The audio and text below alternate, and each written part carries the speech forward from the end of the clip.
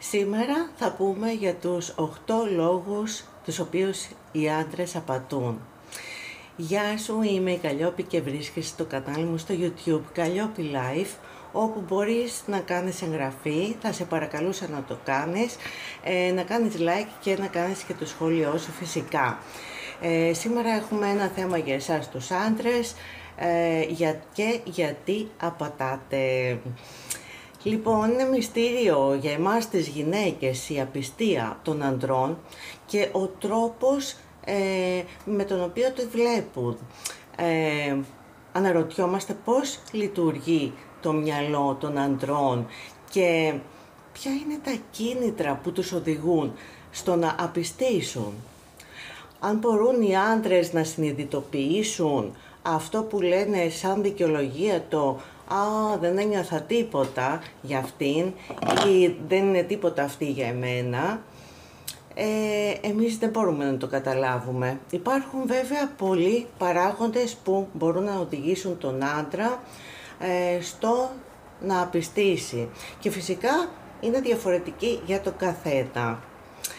Σίγουρα παίζει μεγάλο ρόλο η δυναμική της σχέσης, έτσι, η διάθεση για δέσμευση και γενικά σε τι κατάσταση βρίσκεται η σχέση.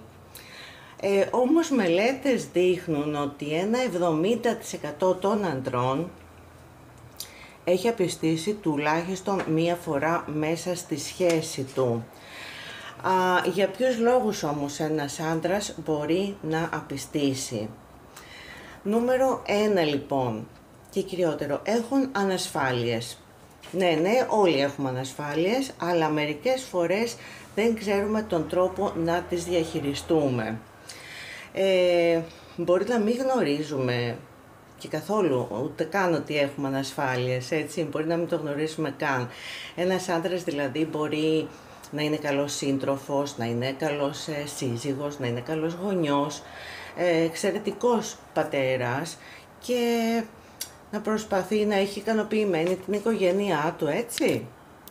Παρόλα αυτά όμως να έχει κάποιες ανασφάλειες για τις οποίες φυσικά δεν μπορεί να μιλήσει, γιατί γενικά από ό,τι ξέρουμε οι άντρες δυσκολεύονται να εκφράσουν τα συναισθήματά τους και τις αδυναμίες τους, οπότε έτσι προσπαθεί να τις λύσει με την απιστία. Ναι, συμβαίνει. Νούμερο 2. Δεν καλύπτονται οι ανάγκες του. Αυτό που προκαλεί προβλήματα σε ένα ζευγάρι είναι όταν δεν καλύπτονται οι ανάγκες του άντρα. Είτε αυτές είναι συναισθηματικές, είτε είναι σεξουαλικές. Μπορεί ένας άντρας να αισθάνεται μεν καλά με τη σύντροφό του, έτσι, αλλά κατά κάποιο τρόπο να υπάρχει έτσι μία αίσθηση απογοήτευσης ή μπορεί να μην υπάρχει αρκετό σεξ, πολύ σημαντικό για έναν άντρα, και έτσι αποφασίζει αυτό να το βρει σε μία άλλη γυναίκα. Νούμερο 3. Ψάχνουν να ανακαλύψουν τον εαυτό τους. Μπορεί ο άντρας που κάνει την απιστία να νιώθει ότι μέσα στη σχέση του πνίγεται. Σε πολλούς συμβαίνει αυτό. Να νιώθει μια καταπίεση. Και έτσι η απιστία είναι μια ευκαιρία και να εξερευνήσει έτσι τον εαυτό του, αλλά και να εξερευνήσει τα καταπιεσμένα κομμάτια του εαυτού του, αυτά με τα οποία νιώθει αυτή την πίεση που είπαμε. Έτσι θέλει να νιώσει ότι είναι ελεύθερος, δεν είναι ότι θέλουν να βρουν κάποια άλλη, απλά θέλουν να ανακαλύψουν τον εαυτό τους. Νούμερο 4. Αναζητούν την άμεση ευχαρίστηση. Υπάρχει περίπτωση ένας άντρας που είναι ευτυχισμένος να απιστήσει? Ναι, υπάρχει. Το κάνει έτσι από εγωισμό, για να ικανοποιήσει το εγώ του. Παρόλο δηλαδή που είναι ευτυχισμένος με τη σύντροφό του, ψάχνει την άμεση ευχαρίστηση, την οποία και η σύντροφός του δεν του την προσφέρει.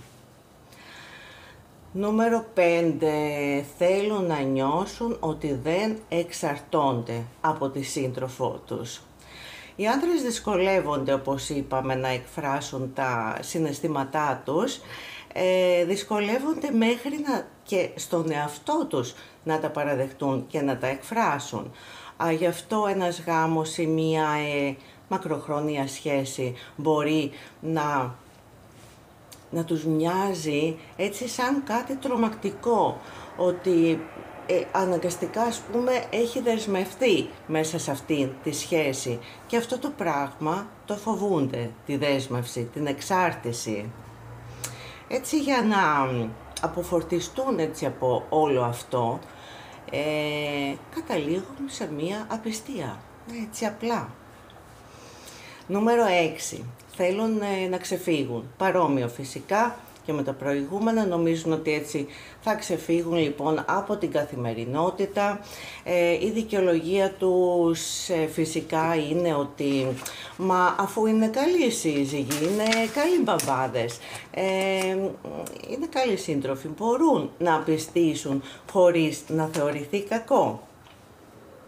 Δεν καταλαβαίνουν ότι οι γυναίκες τους δεν βλέπουν τα πράγματα με τον ίδιο τρόπο και ότι τις πληγώνουν και ότι τους προκαλούν δυστυχία. Νούμερο 7. Ανοριμότητα. Ένας συχνός λόγος που οδηγεί τους άντρες στην απιστία είναι η ανοριμότητα την οποία έχουν. Ανώριμοι να καταλάβουν ότι είναι δεσμευμένοι και νομίζουν ότι υπάρχει αρκετός χώρος έτσι για πειράματα και για άλλες σχέσεις. Δεν μπορούν να καταλάβουν τη σημαντικότητα των πράξεών τους αυτοί οι άνθρωποι και μάλιστα αυτές τις πράξεις της απιστίας που κάνουν τις δικαιολογούν. Νούμερο 8. Θέλουν το διαφορετικό. Πώς γίνεται άντρες ευτυχισμένοι στη σχέση τους να απατούν? Κι όμως γίνεται, γιατί ψάχνουν το διαφορετικό, ψάχνουν την περιπέτεια, ψάχνουν το κάτι το καινούριο που έτσι να τους δώσει άλλα συναισθήματα. Όταν κάποιος έχει μακροχρόνια σχέση, σίγουρα τα πράγματα δεν είναι τόσο όμορφα όσο ήταν παλιά στην αρχή της σχέσης τους. Δεν υπάρχει πλέον ενθουσιασμός, δεν υπάρχουν πλέον έντονα συναισθήματα, παρά μόνο αυτό που υπάρχει είναι η ρουτίνα. Και έτσι οι άντρες θέλουν κάτι έτσι πιο καινούριο, να τους διακύρει το μυαλό, οπότε κάνουν την απιστία για να αλλάξει κάτι. Υπάρχουν βέβαια και άλλοι λόγοι με τους οποίους οι άντρες απιστούν, όπως η κρίση ηλικίας, η σεξουαλική επιβεβαίωση, οι κακές παρέες, συναισθήματα κατωτερότητας που μπορεί να νιώθει ένας άντρας, που ίσως φυσικά αυτούς τους λόγους τους αναλύσουμε σε κάποιο άλλο βίντεο, γιατί είπαμε αρκετούς λόγους. Ελπίζω να σε κάλυψα, φίλη γυναίκα και άντρα, δεν ξέρω εάν συμφωνείς με όλα αυτά, μπορείς να μου γράψεις τα σχόλια. Σε ευχαριστώ πάρα πολύ που παρακολούθησες και σήμερα το βίντεο μου.